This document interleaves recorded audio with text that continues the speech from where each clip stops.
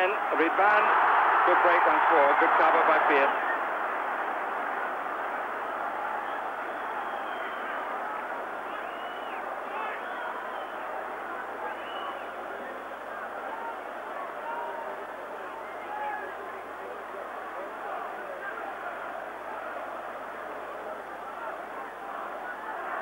Dixon to come to take the throw.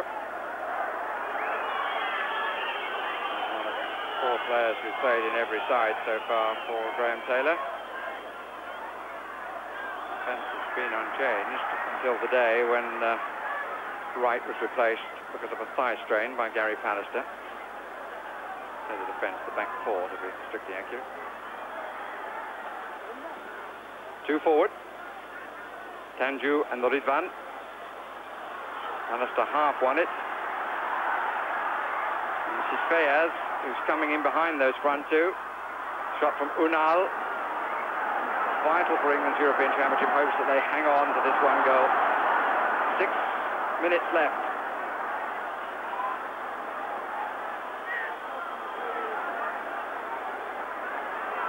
Mehmet.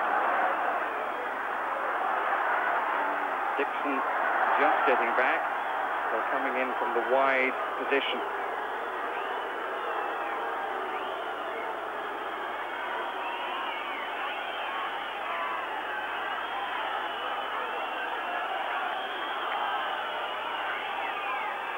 Up the other end, says David Seaman.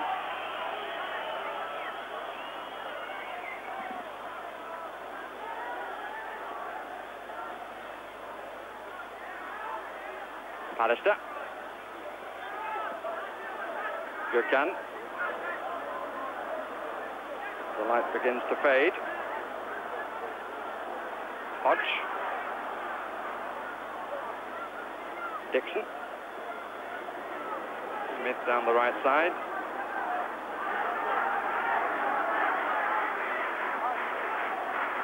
Wise. Hodge.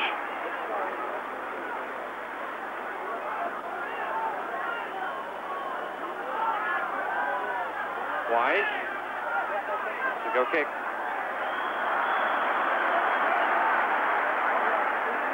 England content to let the minutes tick away.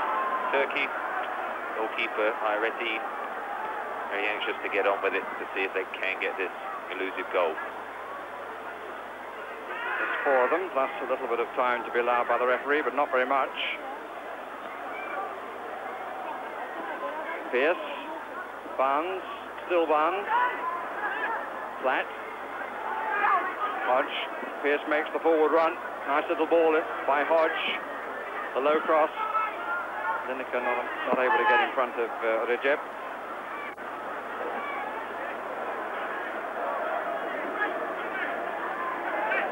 Certainly entitled to feel this is a far better performance than his team had in Warsaw. See what they do when they come to Wembley. Match in October.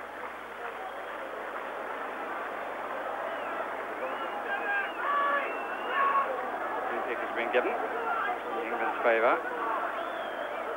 Pierce to take. Smith and Platt on the far side. Lineker joins them. Barnes comes in front. Near side of the penalty spot as we look.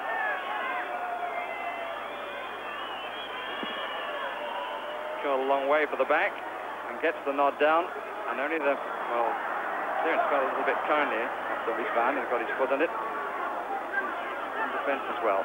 Hodge.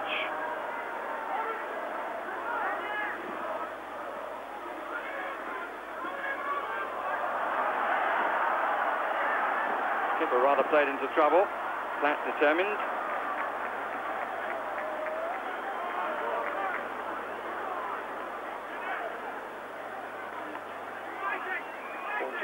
Three minutes of the half have elapsed, according to my watch.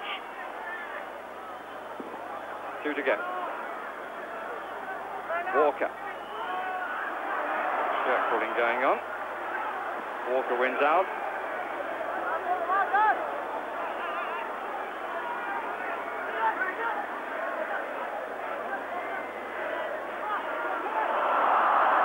Now Lineker. Flat.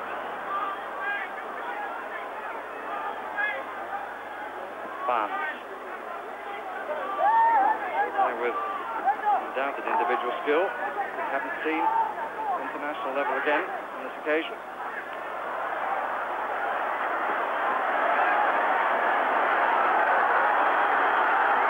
Break by Unal. Van hopeful, Bannister denying him. Now Platt. The ball he'll look back on with any affection.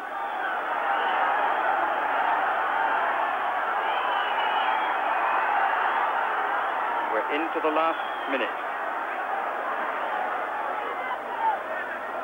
Bannister.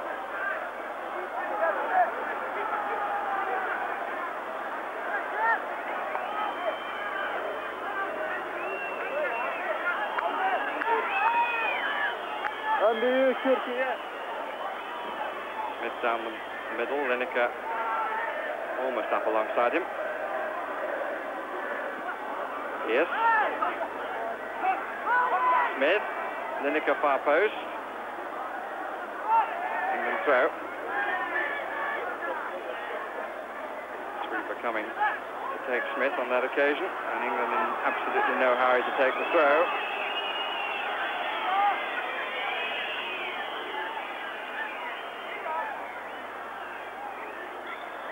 Barnes, and the West German referee blows the final whistle, and at the end of the day, England's position in the European Championship qualifying has greatly improved, but their victory by the only goal scored by Dennis Wise in the 31st minute here was a far from convincing one. Well, the first half, I thought England played quite well and deserved to get ahead, but the second half was a case of hanging on, giving the ball away too much, and I think everyone will be, Graham Taylor in particular, be relieved with the result, but know that there are still a lot of these decisions and a lot of positions undecided for the months ahead. So, we return you from Izmir to the studio as the Turks go into their interviews for Steve Ryder's interview with Jimmy Hill. Well, we'll hear from Jimmy in just a moment, but there's the group table. It was never going to be easy, but it's the result that England wanted. They go top of Group 7 after that win, and the Republic of Ireland's goalless draw with Poland in Dublin earlier today. England have got Turkey at Wembley next. Republic of Ireland go to Poland. Jack Charlton has said don't write off the Irish. But Jimmy, it looks advantage England now. What did you make of that performance? Yeah, most disappointing second half. Having said that if they got the second goal, they'd go to 3 or 4. It was like another team coming out. It was a Jekyll and Hyde performance. Yeah, and thank goodness it wasn't two Mr. Hyde performances. Where did that difference come from, though? I don't know. I mean, it's Remember.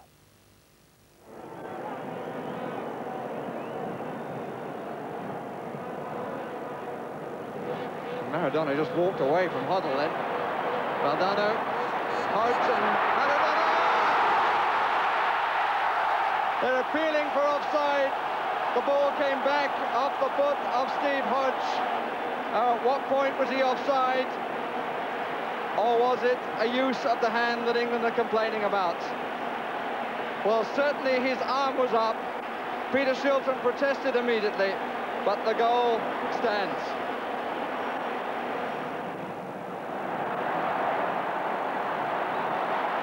Has Burchaga to his left and Valdano to his left. He won't need any of them. Oh, you have to say that's magnificent.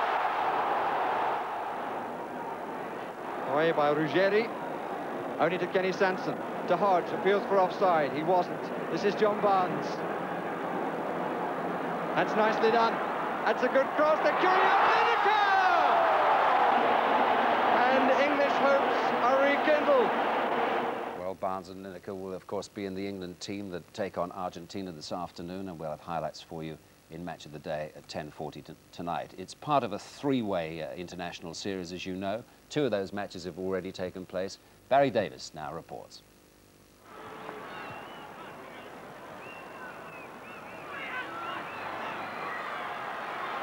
Konev.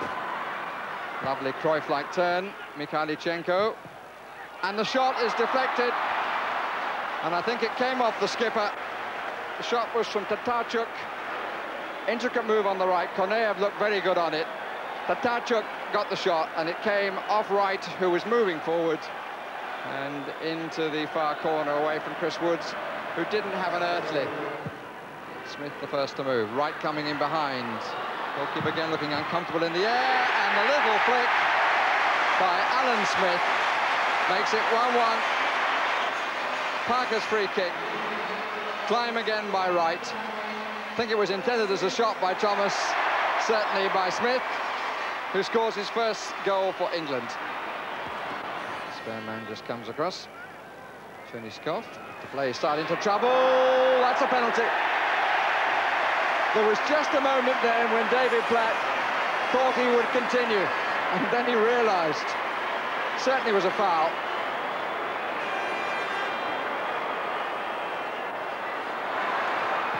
Oh, done with panache. Platt's 5th goal for his country. Yamin, and that's an excellent save. That is a brilliant save by Chris Woods. Lovely run, fine ball too, and the goalkeeper palmed it away. Platt held it up well. Batty, Barnes in danger of being offside. Beardsley, Platt, yes.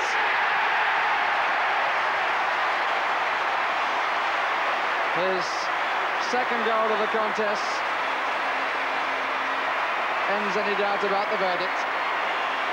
And it's interesting then, the crowd were wanting England to play the ball in. There was a bit of a delay, but when it came in, Platt took full advantage.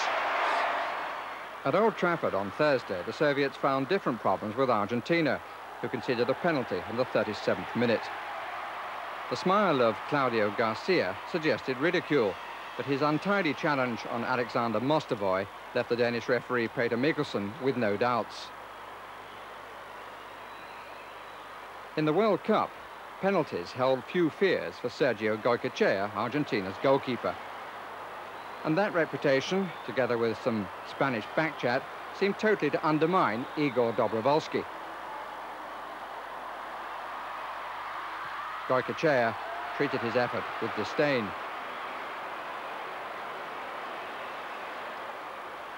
The Soviets chose their number 2 goalkeeper, Stanislav Cherchesov. But from David Visconti's free kick, he was no better in the air than their number 1, Uvarov. Oscar Ruggeri, the new captain of Argentina, scoring just before half-time. The ball was there for the claiming, but Cherchesov stayed on his line. The Soviet equaliser 4 minutes into the second half also came from a free kick and from similar range. Kolyevanov took it.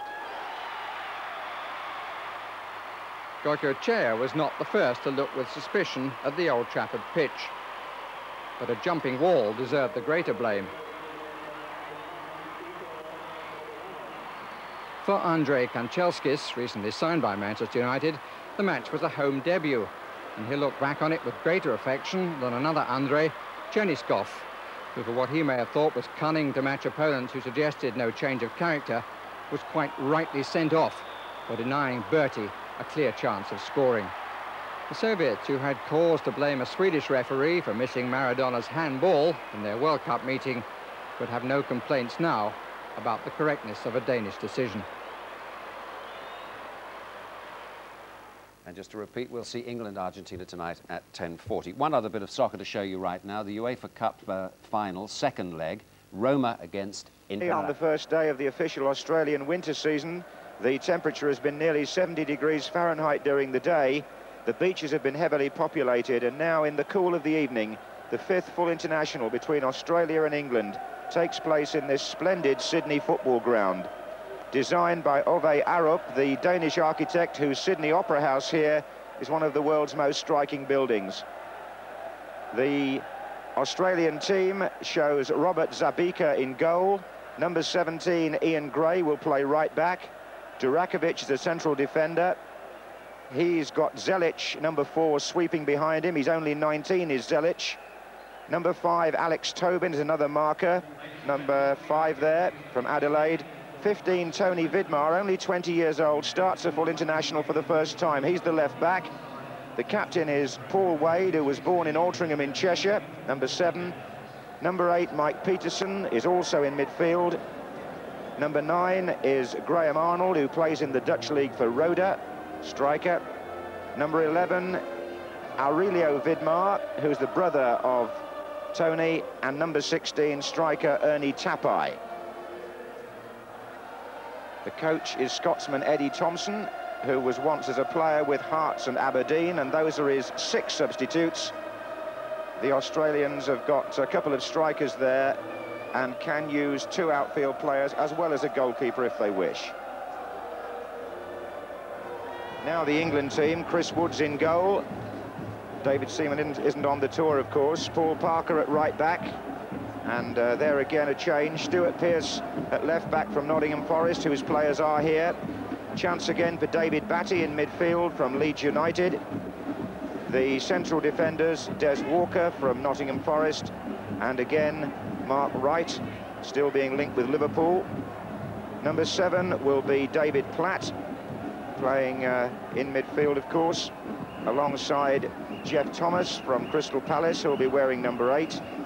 Number 9, perhaps playing behind the strikers, Nigel Clough, and then the captain, Gary Lineker at number 10, and the newcomer at number 11, 23-year-old David Hurst, playing his first full international after scoring 32 goals for Sheffield Wednesday this season. He gets Graham Taylor's vote, and on the bench, the likes of Ian Wright and John Solako, both from Crystal Palace. Tony Dorigo, of course, born in Australia. The referee is Barry Tasker, who comes from Wellington, New Zealand, and he has 2 Australian linesmen with him. Australia in the green and gold, playing from the right in the first half. England all in white.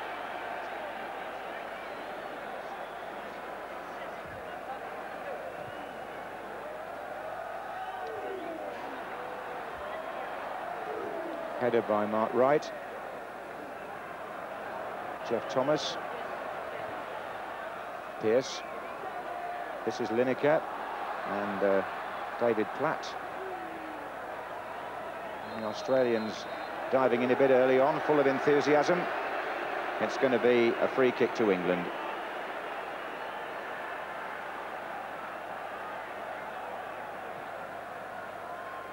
This is Parker.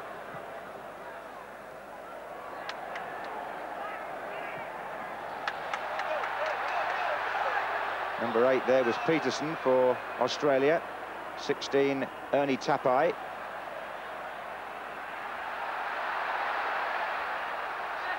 That wasn't a bad run, and he's got Arnold waiting in the centre with Vidmar.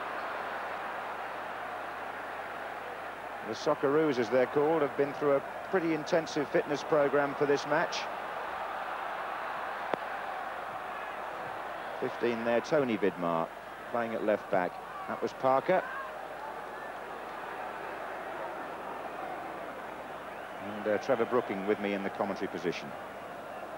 Well, just in the opening exchanges, I think you can see the Australian team are pretty fired up. I think they realise they're very important that they don't allow the England side any space to show their skills, and I think they're going to, certainly in the opening minutes, get a few early tackles in and try and get into this match.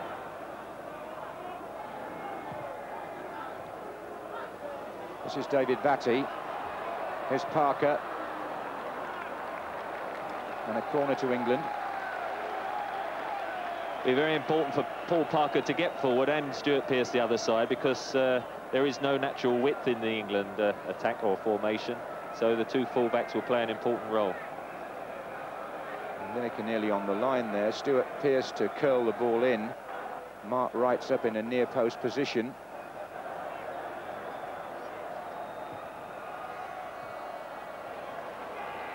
And he stayed forward, has Wright.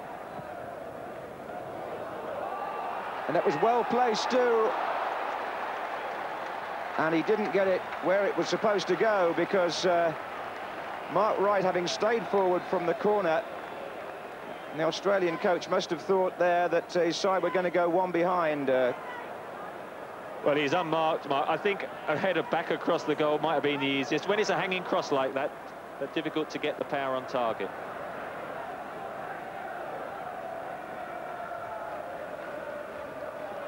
Thomas took that down well. Thomas, it went for Lineker, and that was England's second chance. A few people on their feet. Kind ricochet there as Jeff Thomas went through, and so the free kick clipped in by Mark right there, and it's headed down, and Jeff Thomas looks at a partial handball there, plays it in, gets a rebound, and it falls for Gary Lineker on the turn just past the near post.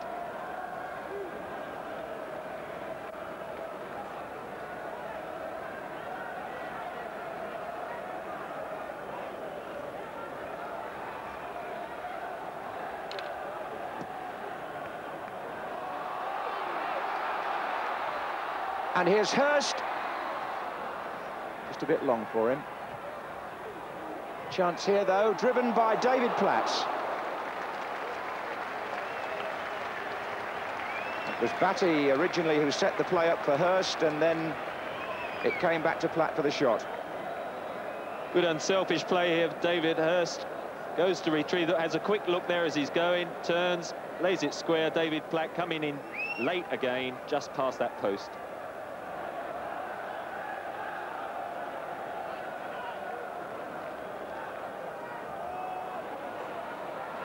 It was overrun a bit by Batty, and Tapai found a way through. And it's going to come on for Arnold here. Turned inside nicely, and Woods made the save. And over the top.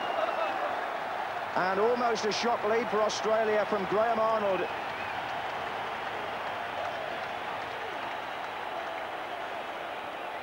All came about when David Batty just lost control, intercepted. Ernie Tapau there, plays it square to Peterson. Good ball again. Graham Arnold shapes to shoot, turns inside, goes for the near post. Good save by Chris Woods, hooked away.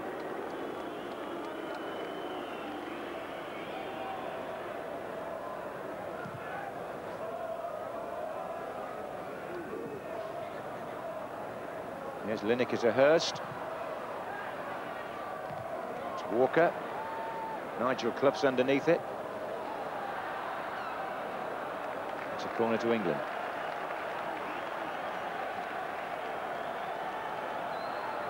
Stuart Pearce has sprinted forward from left back. He's missed it completely, but that was Batty. David Batty, who's got a very modest goal-scoring record with Leeds. I don't think he's scored more than one in his career there. But Stuart Pearce, I say, he left that deliberately, been working on the training ground, but hit it well with his right foot. Always just going to clear the crossbar, though. Batty.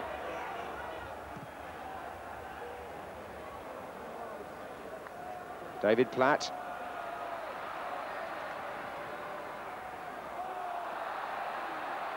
Referee says play on.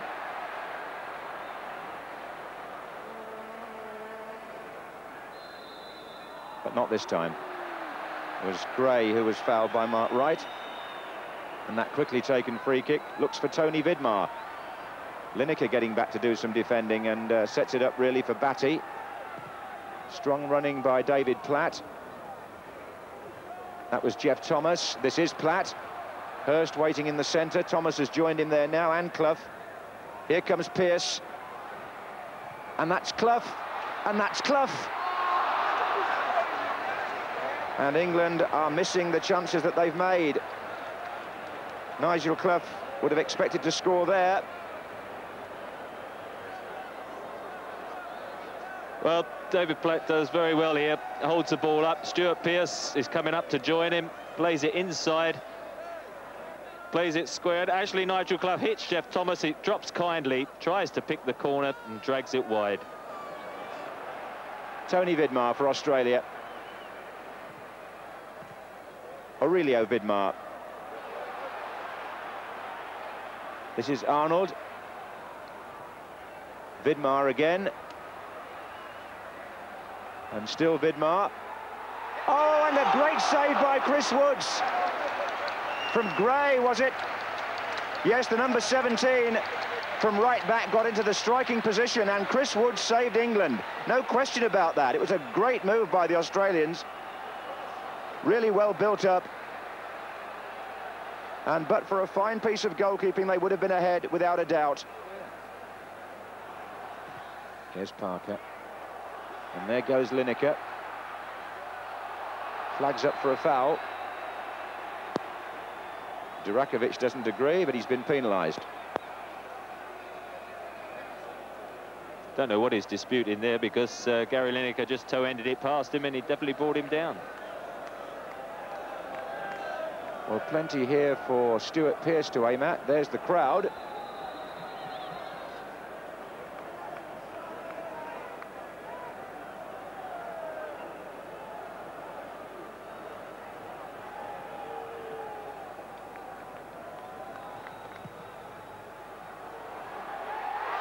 Oh, it's in. Might have gone in off an Australian defender there, but Jeff Thomas gets a handshake, and I think that free kick by Stuart Pearce may have taken a deflection.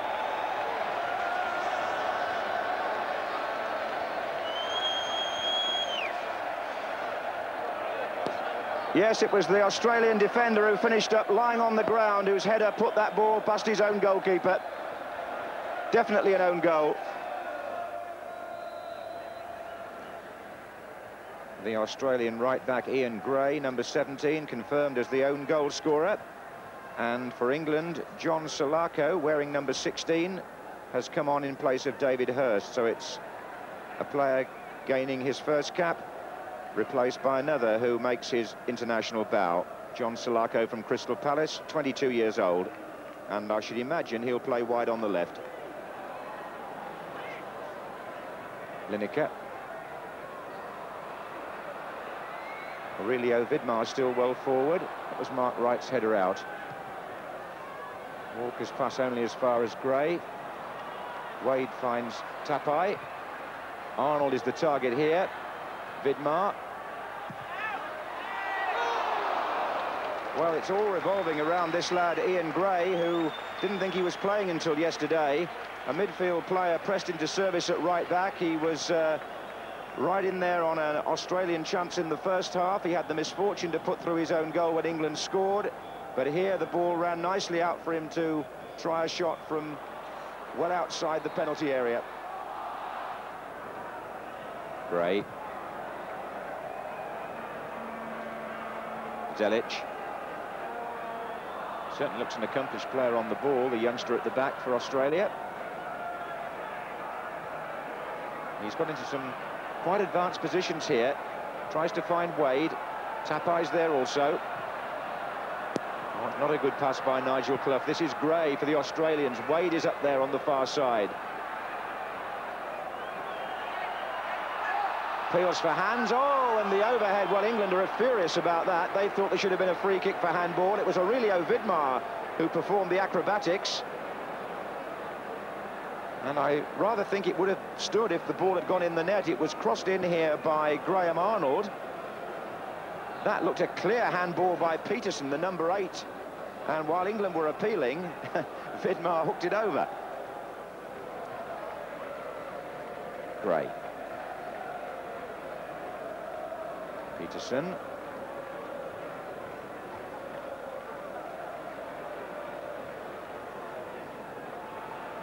Vidmar. And Gray's in the area again here. And Aurelio Vidmar. Well, it's now a case of Australia wasting one or two opportunities. Vidmar walking back there. He had time to bring it down. As you can see, the cross comes quite deep. Mark Wright goes over him. And it, in fact, was Pearce who headed it out. And he's tried to hit it early. And in fact, he had 5-6 yards of space. He could have brought his sort of under control and hit the shot much cleaner, but snatched at it. Tobin.